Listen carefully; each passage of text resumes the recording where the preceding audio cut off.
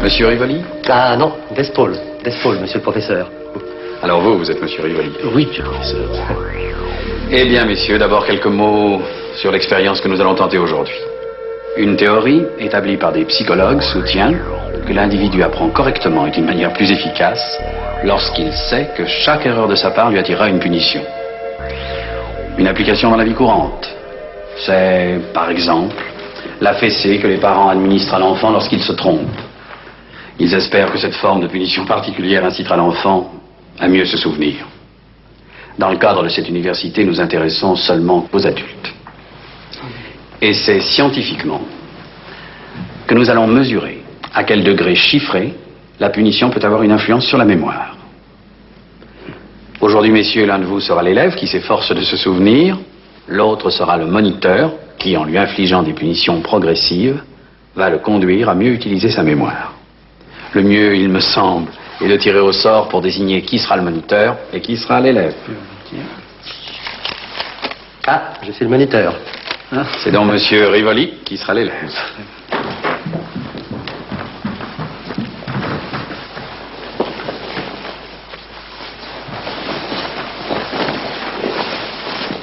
Je dois m'asseoir là-dessus? Je vous en prie.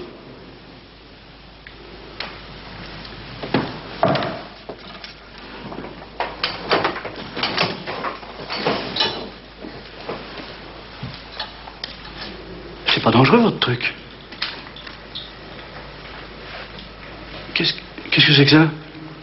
C'est simplement pour éviter d'éventuelles brûlures. Ah. Eh ben...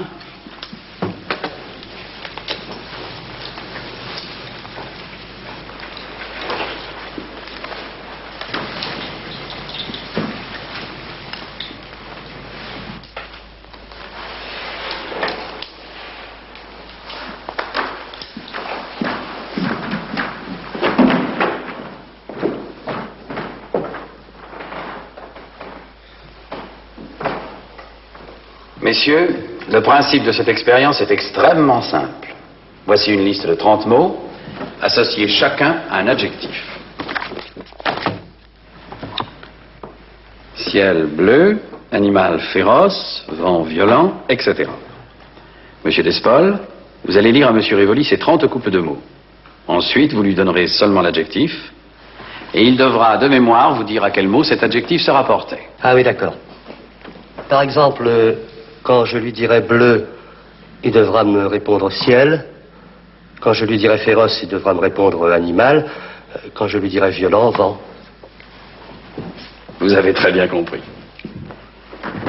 À chaque fois que M. Rivoli se trompera, vous lui infligerez une punition. Vous pousserez un de ses curseurs et il recevra une décharge électrique. À la première erreur, l'élève recevra 15 volts, 30 volts à la deuxième faute, 45 volts à la troisième, etc., etc. Comme vous voyez, ces curseurs sont gradués de 15 en 15 volts, qui s'additionnent. Maintenant, monsieur Despaul, voulez-vous lire les associations de mots à votre élève? Lentement, en articulant bien, pour qu'il puisse les retenir. C'est monsieur Flavius qui contrôlera l'expérience. Bien. Alors, ciel bleu. Animal féroce. Vent violent. Jour frais.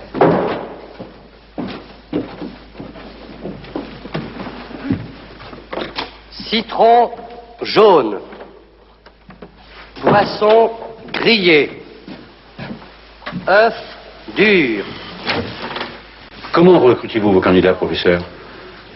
Par une annonce dans les journaux locaux, dans le style « Voulez-vous gagner 6 $ avec indemnité de transport en échange d'1 heure de votre temps ?» Nous recrutons volontaires pour participer à une expérience scientifique sur la mémoire. Jean Content. Bien. Veuillez commencer, monsieur Despaul. Premier mot, bleu. Ciel. Ciel bleu. Juste. Mot suivant, Féroce. Rire féroce. Non, c'est faux. La réponse était animal. 15 volts.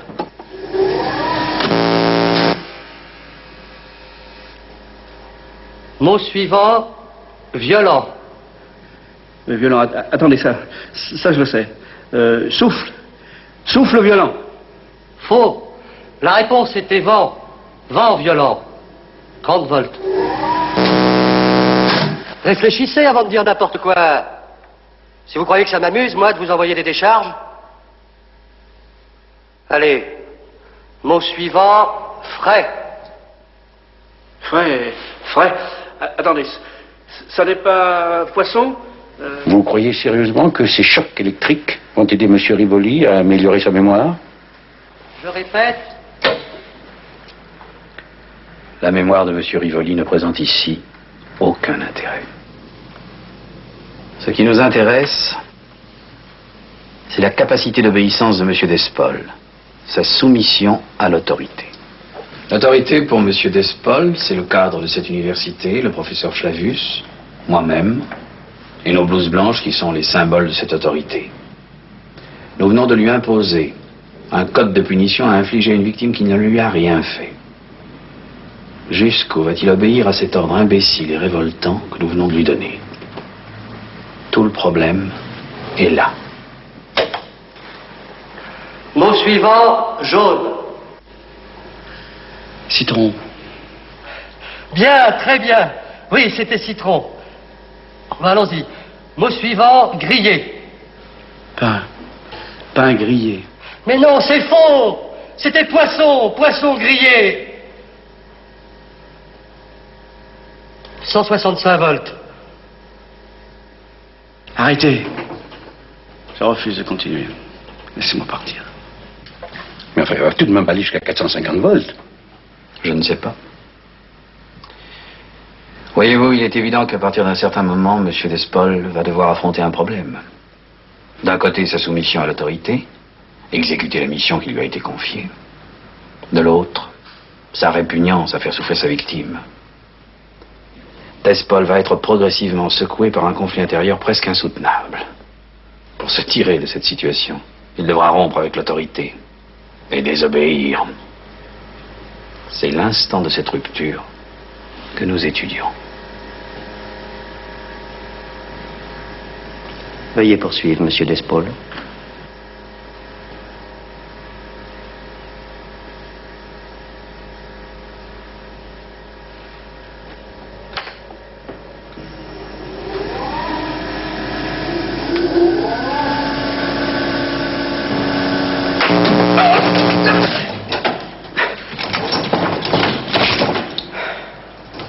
Alors, le mot suivant, c'est... Un instant, monsieur. La main droite de monsieur Rivoli vient de glisser. L'électrode n'est plus en contact. Il faut que vous alliez rattacher les lèvres. C'est à moi de faire ça? Vous devez veiller à l'exécution correcte de ce qui a été convenu.